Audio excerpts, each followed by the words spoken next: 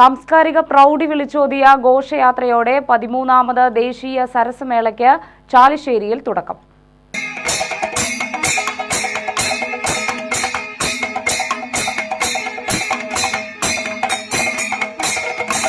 ദേശീയ സരസ് മേളയ്ക്ക് 2026 ജനുവരി 2 മുതൽ 11 വരെ പാലക്കാട് ജില്ലയിലെ ചാലിശ്ശേരി വേദിയാവുകയാണ്.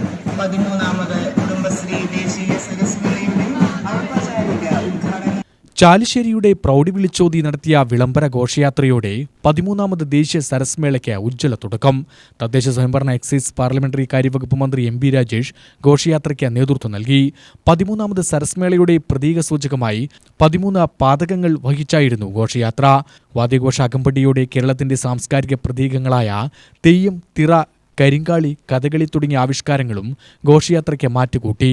മുത്തുക്കുടകളും കേരളത്തിലെ തനത് കലാരൂപവുമായ മോഹിനിയാട്ടവും ഒപ്പം ഒപ്പനയും ശിങ്കാരിമേളത്തിനൊത്ത ചുവടും ചേർന്നപ്പോൾ ഘോഷയാത്ര വർണ്ണാഭമായി.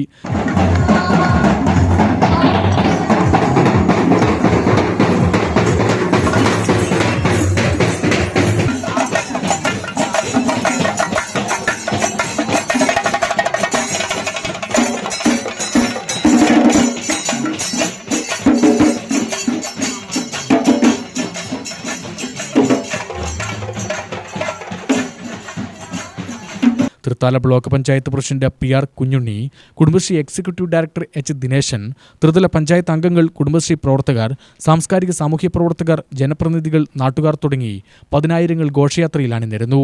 UTV news, Palakkad.